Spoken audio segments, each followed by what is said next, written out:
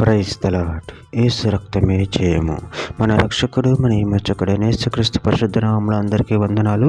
చిన్న ప్రార్థన ద్వారా ఈ ఉదయకాల వాగ్దానం చేసుకుందాము.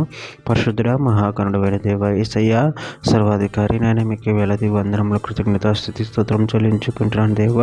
దేవ ఉదయకాలం ప్రభు వాక్యభాగం ధ్యానిస్తుండగా వాక్యభాగం అర్థమూట్ల సహాయం చేసి మీ కృపలో బలపరిచి మీకు మాదిరిగా మమ్మల్ని నడిపించి మీ చిత్తమును మా జీవితంలో జరిగించమని చిన్న ప్రార్థన యేసుక్రీస్తు పరిశుద్ధ నామములో అడిగి పెట్టుకుంటున్నాను తండ్రి. Amen amen.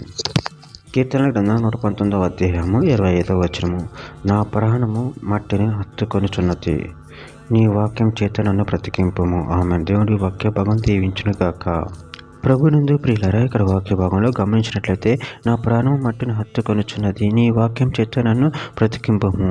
అదేవిధంగా వాక్య భాగంలో గమనించినట్లయితే కీర్తన గ్రంథం 119వ అధ్యాయము 37వ వచనం. వ్యర్థమైన వాటిని చూడకుండా నా కన్నులు త్రిప్పివేయుము, నీ మార్గంలో నడుచుకున్నట్టుకు నన్ను బ్రతికింపుము.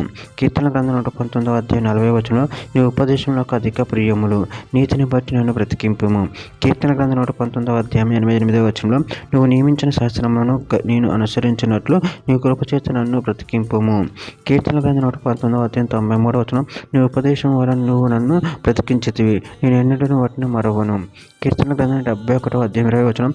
అనేకమైన కఠిన బాధలను మాకు కలుగజేసిన వాడా, నువ్వు మరల మమ్ము బ్రతికించదువు, భూమి యొక్క అగాధ స్థలంలో నుండి నువ్వు మరల మమ్ము లేవనెత్తుదువు. రోమిలికి రాసిన పత్రిక 8వ అధ్యాయం 2వ వచనం. క్రీస్తు యేసునందు జీవమునిచ్చు ఆత్మ యొక్క నియమము పాప మరణం నియమం నుండి నన్ను విడిపించెను. ఎట్లనగా ధర్మశాస్త్రం దేనిని చేయజాలకపోయినా దానిని దేవుడు చేసెను. ద్వితీయోపదేశకాండం 30వ అధ్యాయం 6వ వచనం. మరి నువ్వు బ్రతుకుటకై నీ పూర్ణ హృదయంతోను నీ పూర్ణ ఆత్మతోను నీ దేవుడైన యెహోవాను ప్రేమించినట్లు నీ దేవుడైన యెహోవా తనకు లోబడు నీ హృదయమునకు నీ సంతతి వారి హృదయమునకు సున్నతి చేయును. కీర్తన గ్రంథం 119వ అధ్యాయం 50వ వచనం. నీ వాక్యం నన్ను బ్రతికించున్నది, నా బాధలు ఇదే నాకు నెమ్మది కలిగించుచున్నది.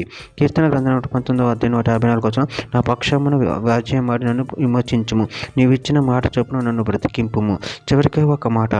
గలతీయులకు రాసిన పత్రిక 5వ అధ్యాయం 17వ వచనం. శరీరము ఆత్మకును ఆత్మ శరీరమునకు విరోధముగా అపేక్షించును, ఇవి ఒకదానికొకటి వ్యతిరేకముగా ఉన్నవి, కనుక మీరేం చేయి నిశ్చయింతురో వాటిని చేయకుందురు. ఆమెన్. దేవుడి వాక్య భాగం దీవించిన కాక చిన్న ప్రార్థన చేసుకుందాము. పరిశుద్ధుడ మహాగణుడు అని దేవ యేసయ్య, మీరు ఇచ్చిన వాక్యాన్ని బట్టి ప్రభావం కృతజ్ఞత చెల్లించుకున్నాను తండ్రి. నేను నీ వాక్యం హత్తుకొని నిన్ను మహిమపరచుకుని వంటి శక్తిని అనుగ్రహించి మీ కృపలో మమ్మల్ని బలపరిచి స్థిరపరిచి మీకు మాదిరిగా మమ్మల్ని నడిపించమని చిన్న ప్రార్థన చేస్తున్నాము అడిగి వేడుకుంటున్నాను తండ్రి. Amen amen.